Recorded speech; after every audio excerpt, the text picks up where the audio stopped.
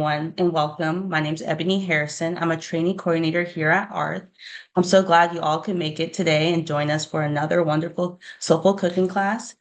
We're thrilled once again to have Chef Adunni with us today. She is the founder of Taste Tutor, a company that offers cooking classes, catering, and culinary consultation services. Chef Adunni is a trained chef and a food scientist who created Taste Tutor to highlight cuisines from Africa and the diaspora, teaching about influence and synergies of Black food and experience around the world. Through Taste Tutor, she shares the art, science, nutrition, and culture of food while helping people build amazing flavors. You can learn more about her work at thetastetutor.com and be sure to follow her on Instagram for free recipes, tips, and inspiration. Without further ado, please join me in welcoming Chef Adunni, who will be guiding us through today's delicious recipe. With that, I'll hand it over to Chef Adunni. Hi, everyone. Thank you for joining. My name is Chef Adunni, and I will be showing you today how to make roasted butternut squash as well as Gullah Okra and shrimp. It's a very simple recipe. It's super healthy, and it comes together really, really fast. So I'll just be showing you some different techniques. For example, how to break down a butternut squash, what to do with okra so that you're not getting all that slime if you don't really like that, and then how to easily peel ginger, stuff like that. So without further ado, I'm going to turn my camera so you can see the food. And if you have any questions, feel free to put them in the chat so that I can see those. And then we'll go from there. So give me a second and I'll turn my camera. So I said first I'm going to give you an idea of all of the ingredients and then we can get started. Okay, so what we've got here are obviously butternut squash, and we're going to start with that. And then we've got some green onion, some ginger, some garlic, and then I've got an all-purpose seasoning here that I make that's available on my website. But also you could just use an all-purpose seasoning if you prefer that. And then I've got some okra here. And fresh okra is preferred for this dish, but if you would like to use frozen okra, that's fine as well. And then I've got some peeled and cleaned shrimp here. This is Gulf shrimp. And it's like the larger size, so 16 to 20, but you can use whatever size you want. And what those numbers, 16 to 20 or 31 to 40, means is basically how many shrimp you get per pound. So theoretically, you would get 16 to 20 shrimp per pound in a 16 to 20 bag. I've also got some butternut squash, and then I have some olive oil, and then I have some butternut squash already cut up, but I want to show you how to break down a butternut squash. So we'll get started with the squash first. I've got some onion here already going. The first thing we're going to do is break down our butternut squash, and I've already cut it in half because typically I wouldn't eat something this large on my own. So we'll pretend that it's whole. But what I like to do is cut the top and the bottom off so that I have like a stable base to work with.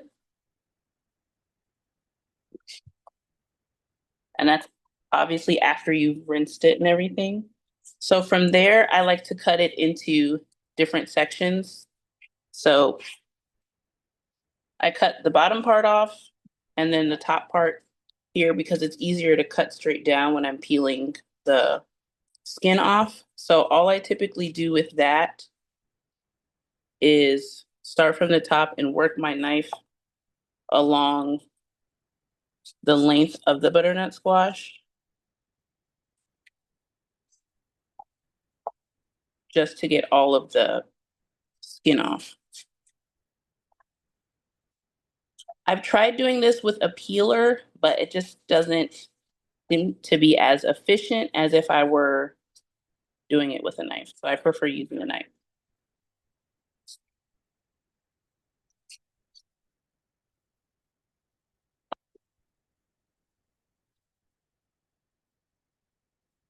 Okay.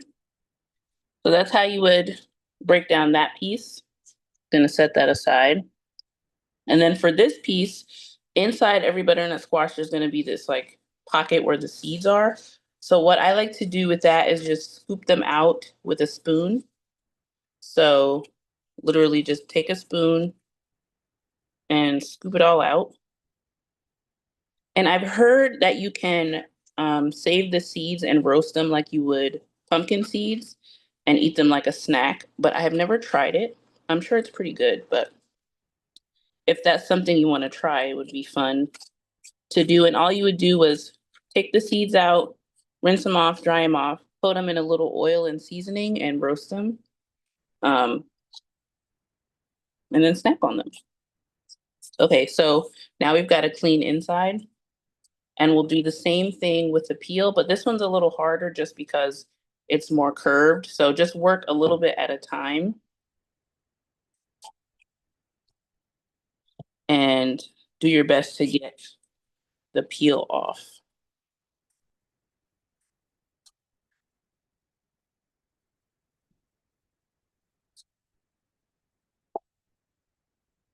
Sometimes you can work sideways if that's better for you. Just do your best to get as much of the peel off as possible.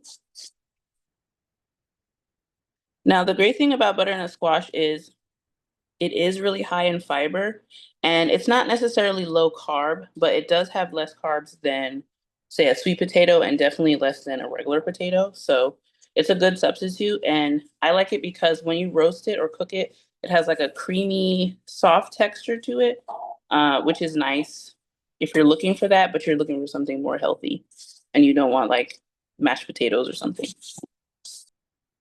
So now I'm going to show you how to cut this part of the butternut squash because it's the most difficult. This top part, you would literally just cut strips, strips again, and then cut into dices. But what I like to do, let me use this piece since I've opened it earlier. What I like to do is kind of do the same thing. So lay it like straight up and down, and then cut strips down. And there will be like a huge hole in the middle, obviously, because of that's where the seed cavity was, but just do your best to cut straight up and down.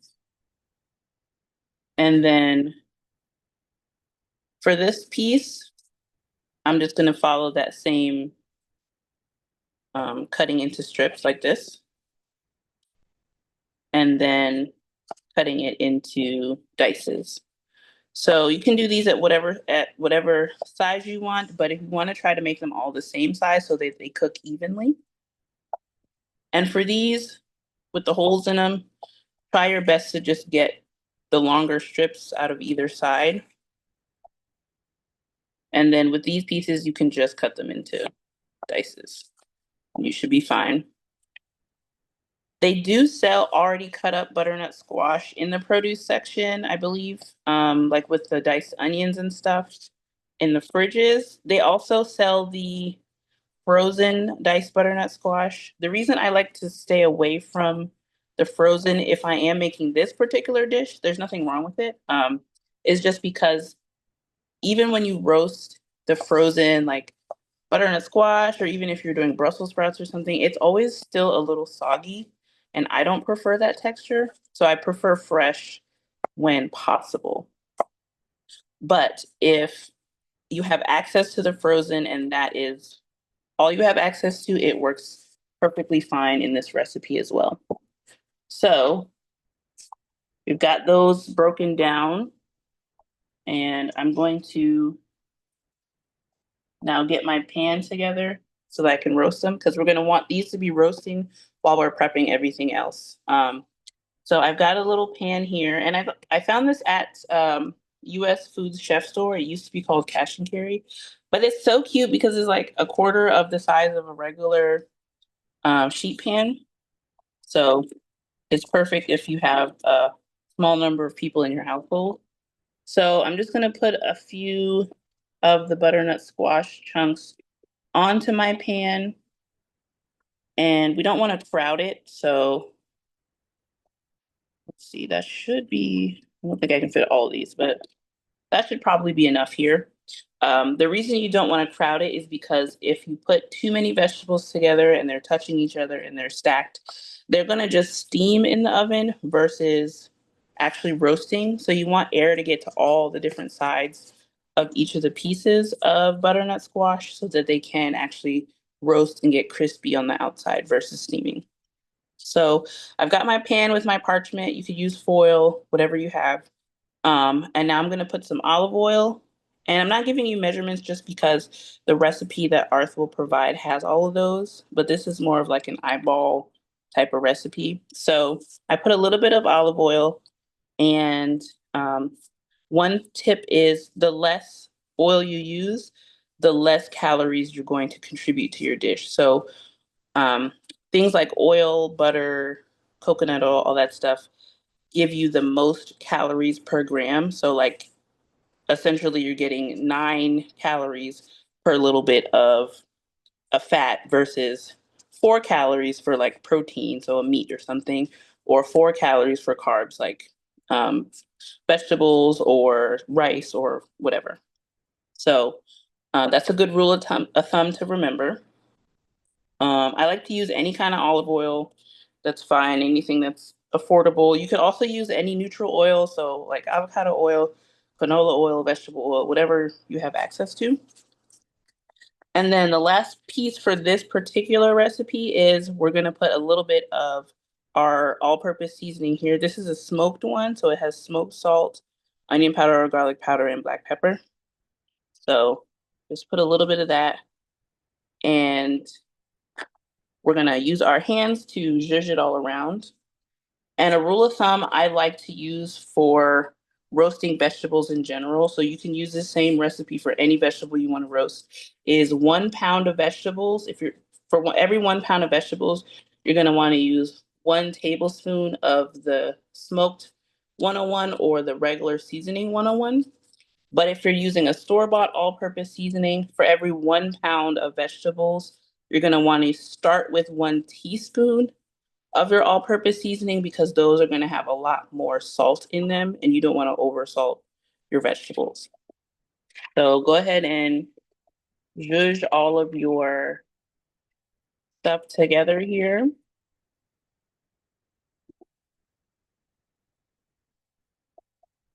And try to coat everything with the seasoning and the oil.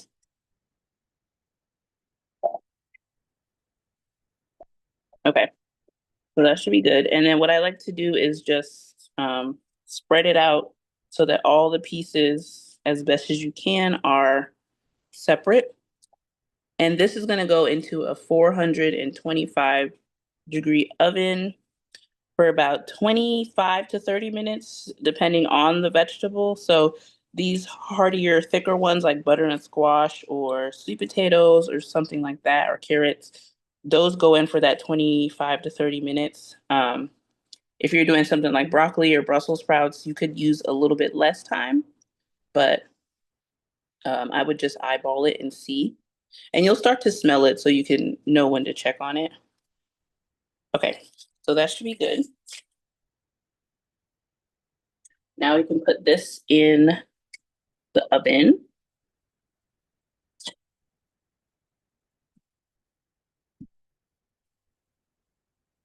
Okay, so now we're going to prep the rest of our vegetables for the remainder of our dish.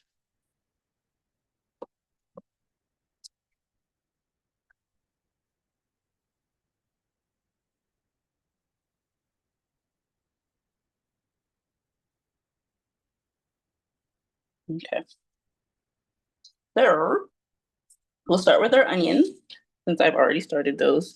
And for the onions, all you want to do is slice them. So what I like to do for dishes like this, where I want the onions to remain sort of like not broken down necessarily in the dish, is I always cut along the grain. So I'm going to cut along essentially the lines that are already here for you. If you wanted something like to cut onions for caramelized onions, you would go against the grain because you want those onions to break down. So essentially, you're cutting this way so that the structure of the onion breaks down more easily. And I'll show you the same thing with garlic and ginger once we mince it. So for the onion, all we're gonna do is cut our strips along the grain, like I said. And you can make these as thick or as thin as you would like, depending on how you like your onions. I like mine relatively thin, so I cut it thin. The next thing we're gonna do is do our, let's do our ginger next. So you only need a small piece of ginger. So I like to just break off a piece like that.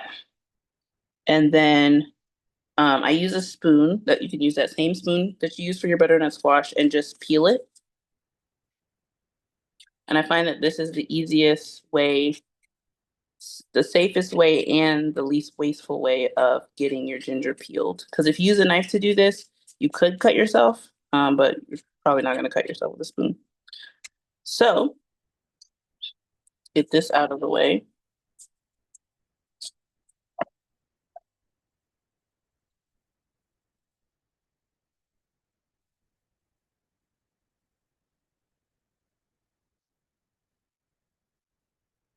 Okay, so since, like I said, since we want our ginger to be minced, I'm gonna cut against the grain. So let me just cut off a piece so it's nice and neat.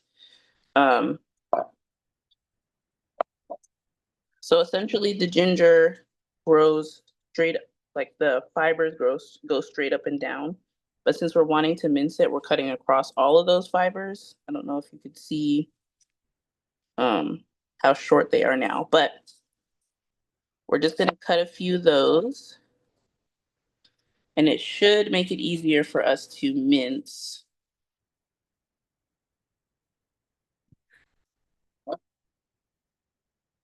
I just like to make a pile and then start to mince it essentially. So I'm running my knife back and forth along the pile of ginger.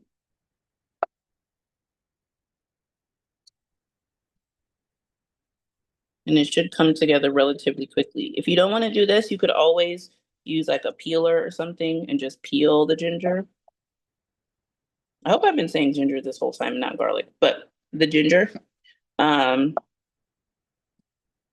so that you can get little bitty pieces. So we've got our ginger minced. Now we can do our garlic. I like to purchase the already peeled garlic, but you can purchase whatever garlic you want. And if you prefer to buy the jar garlic, you can. I just like the flavor of fresh garlic better. So I use that. And then if I do have too much garlic that's already peeled, because it goes bad so quickly, I'll just throw it in the freezer and then pull out the amount of cloves that I need whenever I need them. So it lasts a lot longer. So I'll just cut off the little bits here. And then to make it easier, you can smash your garlic with your knife carefully so that it's already flat and you don't have to cut it into strips. And you do that same concept of going along the pile of garlic to cut and mince your garlic. Now, if you like spicy, at this point, I would typically add a habanero pepper, but for the purposes of the demo, I'm not going to, and I'll leave it out. So we'll set that aside. And then one other thing, if you would like to do this, you don't have to. You can add a tomato to it. I have these that I need to use from my garden, so I'll probably do this after so the juices don't mess up my cutting board here. But you can add a tomato to the okra portion, and that gives it a nice flavor as well. So the next thing we're gonna do is our green onion, and this is just gonna be for garnish.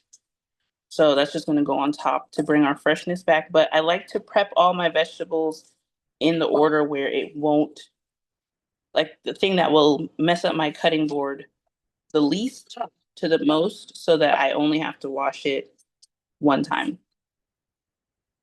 So let's cut our green onion into slices. I'm not seeing if there are any questions, but if there are, please feel free to um, read them out. Okay, so that's ready. Put that over here.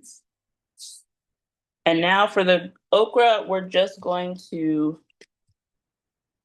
cut the top and the ends off and then cut it in half. So one thing to know about okra is the more you cut it, the slimier it's going to get because you're essentially um, allowing for more mucus to be developed because you're cutting into all the little seed pods and things, and that's where the mucus is coming from. So we'll cut the ends off. And I like cutting both ends off just because I think this is pretty tough, so I don't like to eat this part. Um,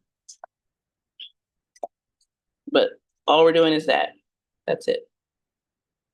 And we'll set it aside. And if you want it to be more aesthetically pleasing, you can leave the tips on, like it shows in the picture, but it's really up to you. So as you can see, I'm cutting this okra, but we're not getting too much slime because I'm only cutting it once, essentially.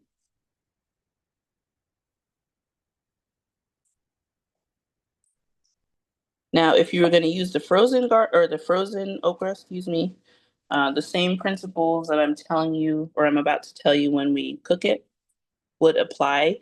You would just need to cook it a little bit longer so that you're getting rid of that slime. Is that all of it? Okay, we got 2 left.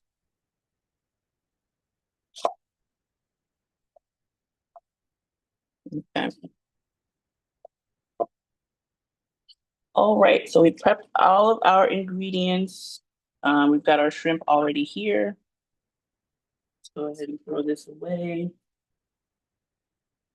We don't need this spoon anymore.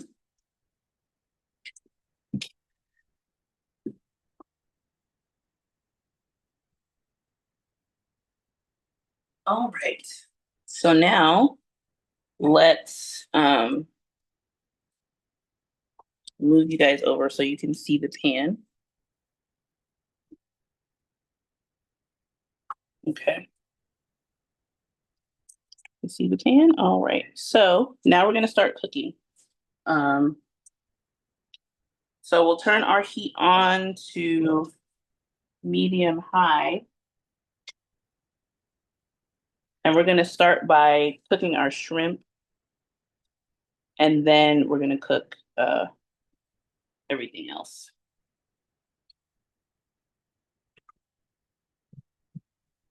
Set this here. Our shrimp is done.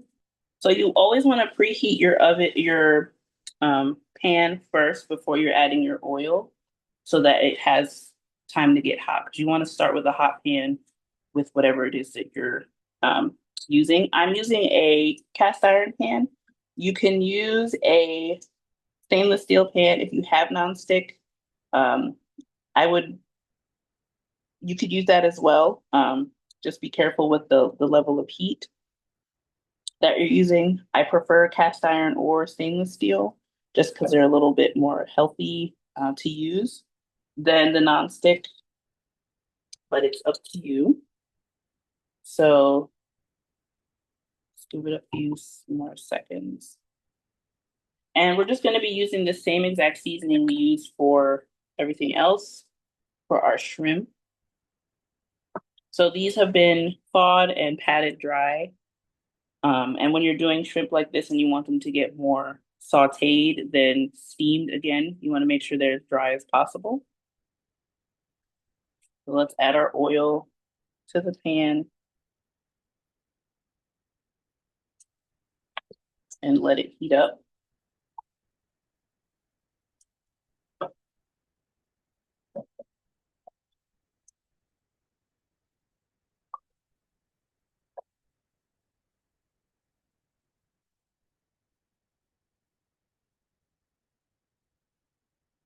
Okay, and you know the oil is hot when it starts to move a little bit faster in the pan than it did when you started.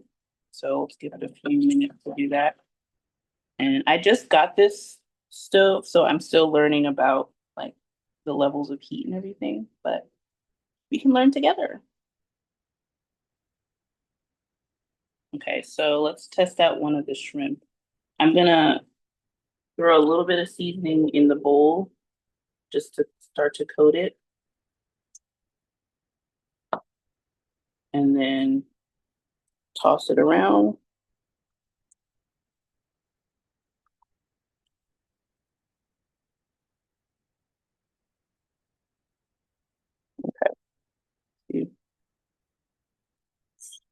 Okay, we're ready to go. So go ahead and place your shrimp in your pan. And this is gonna be really quick. You don't need to cook the shrimp too long. Just as once it starts to become opaque and look white in terms of the inner part, then you'll know it's done. So I want to get a nice little char on the outside of the shrimp.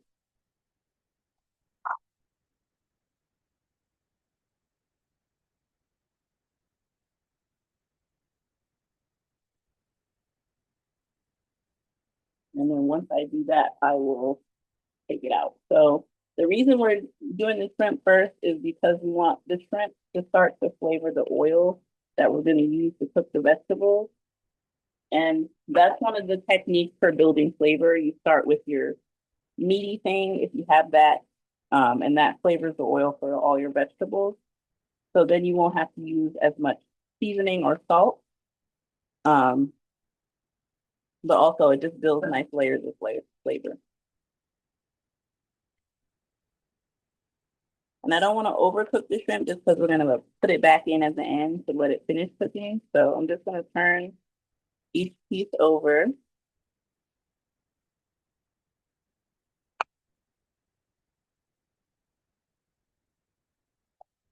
Oh, yeah. Okay.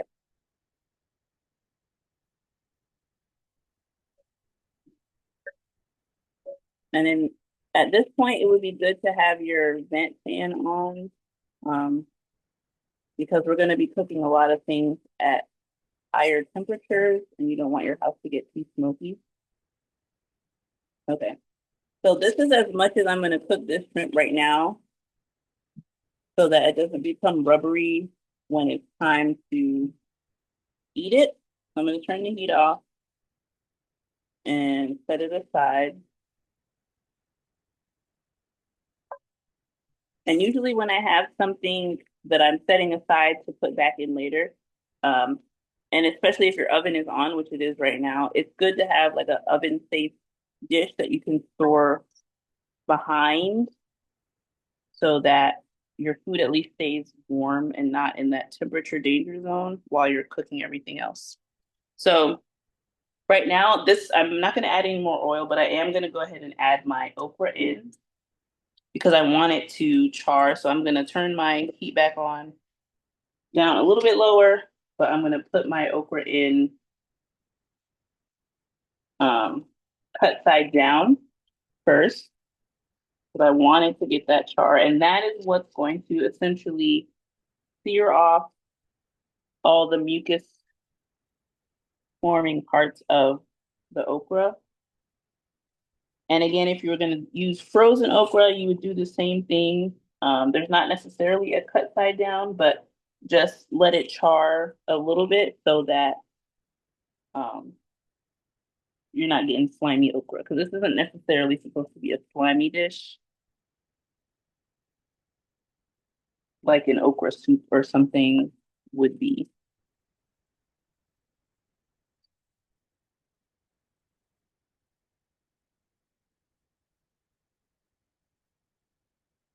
And that okra is going to pick up all of the little brown bits that we got from the shrimp. So that's also going to be a nice way to deglaze the pan so that there's even more flavor. Okay. So now we're going to season the okra a little bit.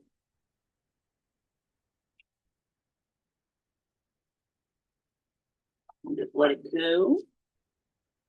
And it is gonna get smoky, but that's okay.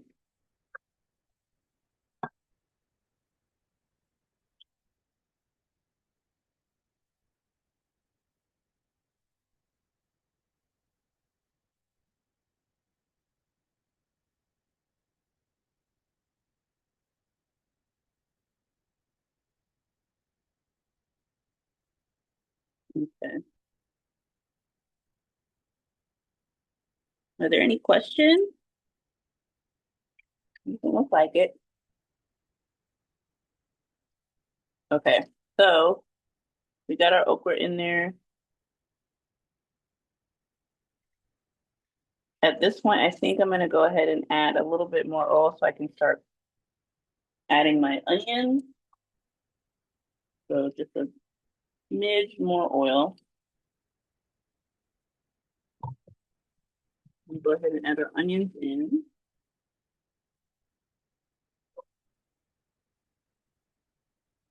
And let those cook down a little bit.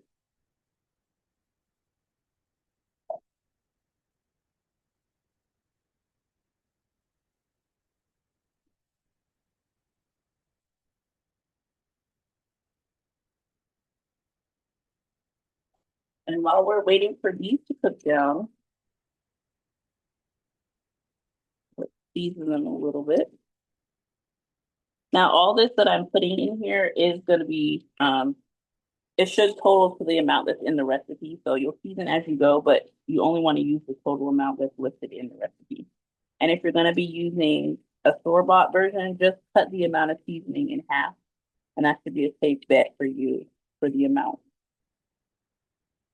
Okay, so we'll let that go. And let me go ahead and cut up my tomatoes, which is an extra addition to the recipe. You don't have to use this, but I need to use these up because tomato season is over and I have a bunch that I have to use. So I just cut out that piece. And then we're just gonna cut strips of tomato. And there's definitely something to be said about tomatoes from the garden. They just taste better because they've had time to ripen on the vine versus being picked earlier. So if you have a friend who has access to garden tomatoes, use those, but store-bought tomatoes also are fine. So let's start to stir this around. So you see we're getting the tar on the okra and we're not getting any slime. And it's just a beautiful dish too, like a beautiful fall, late summer dish. So we can turn our heat down so that our stuff doesn't burn.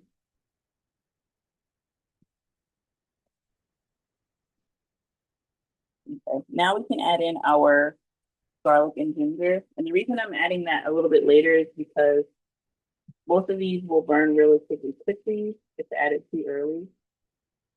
So there's at least a buffer of other ingredients. So it's not just sitting on the bottom of the pan.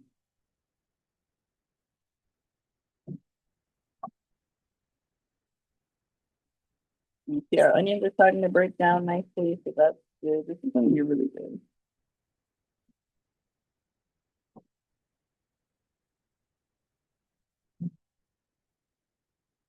And our butternut squash should be relatively close to being done.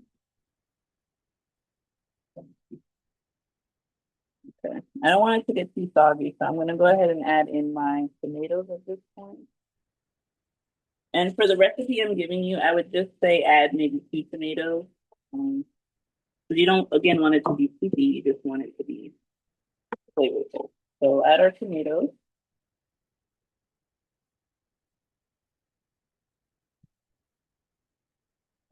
And at this point, we'll add in our shrimp again.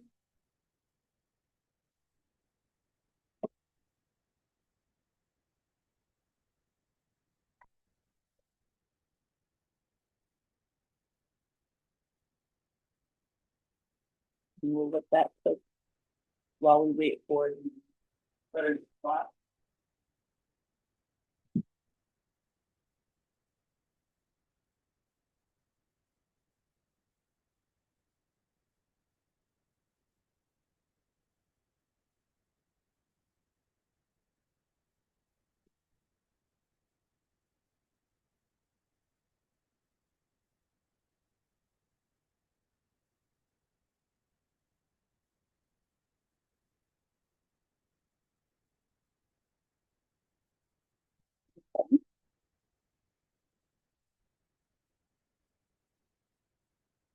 I'm gonna call this done. So let me move my bowl here and plate this up.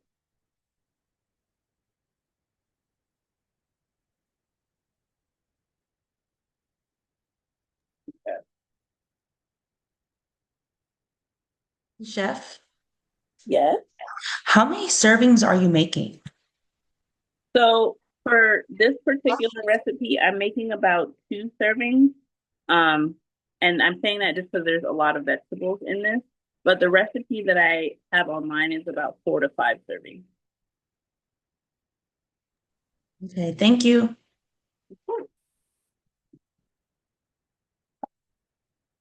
Okay. So I pulled the butternut squash out of the oven. So as you can see, there's like a little bit of char on some of the pieces, and it's nice and roasted. So this is going to be a side dish. We're going to put each of the items next to each other. So let me turn off the heat for our main dish here, and then we'll start plating.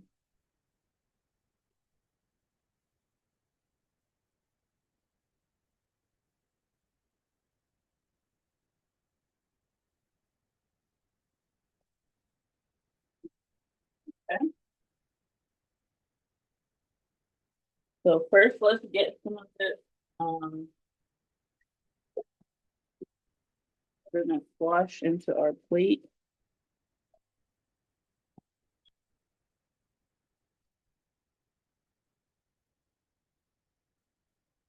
And then get some of our okra and shrimp.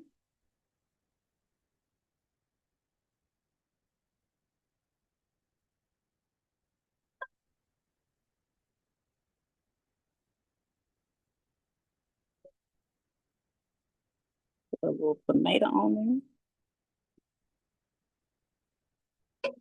there. Okay. Now, I always like to add a little bit of freshness back to any recipe. So I'm gonna sprinkle some green onion on top. And we're good to go. We're ready to eat. Are there any questions?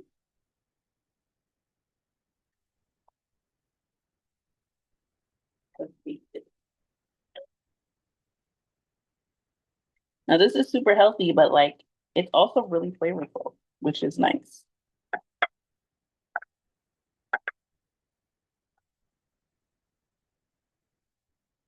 So good.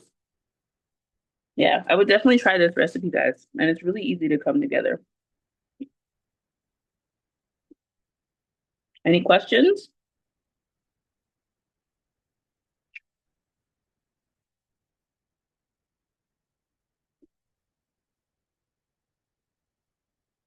Okay, no questions. Thanks, everyone. We do have a question. Where do you get the seasonings? So if you go on thetastetutor.com, which I believe is in the chat, there's a section that says shop. If you click on that section, you can get to all of the seasonings in there. And there are a ton of different ones. So there's some all-purpose ones. There's jerk seasoning, black Guinea seasoning, and all of the different ones reflect different areas of the diaspora. So like East West Africa, the Caribbean, the South, things like that.